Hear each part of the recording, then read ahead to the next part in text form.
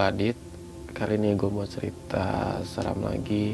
Ini kejadian terjadi sekitar berapa tahun yang lalu saat gue baru mau masuk kuliah. Gue itu dari kampung dan terpaksa gue harus ngekos. Perintah dari orang tua gue suruh nyari tempat kos yang nyaman, yang enak. Akhirnya gue menemukan satu tempat kosan yang lumayan besar. Rumahnya tua, kayak rumah-rumah zaman-zaman Belanda gitu. Dan mulai terjadi keanehan itu setelah 2 minggu gue tinggal di sana. Waktu gue lagi mau ngerjain tugas malam-malam, sekitar jam 12-an lewat, hampir setengah 1. Rumah itu sepi banget, jadinya gue memutuskan untuk nyetel lagu di laptop gue buat nemenin gue lah. Setelah agak lama, gue mulai deg-degan, mulai cemas. Gue berasa kayak mendengar ada suara ketawa kecil gitu, suara cewek.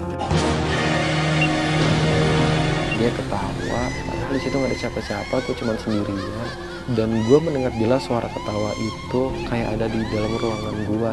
Karena gue pikir ya udahlah, berlalu aja lah suaranya. Kemudian nggak lama setelah itu lampu kamar gue tuh mulai mati.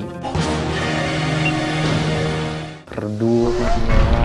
Gue coba samperin ke saklarnya, dan ternyata pas udah gue coba nyalain hidupin itu tetap kayak begitu gitu, nggak tahu kenapa. Dan yang bikin gue makin merindingnya lagi itu suara ketawanya itu makin lama makin jelas terdengar.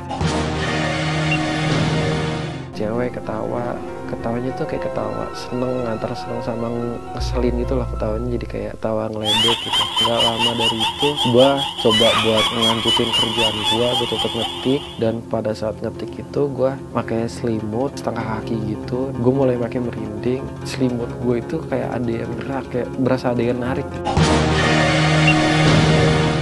Pas gue coba angkat, kaget banget gue, terlihat ujung tangan itu pucat. Makin lama dia makin nongolin diri, sosok cewek berambut panjang nutupin muka gitu.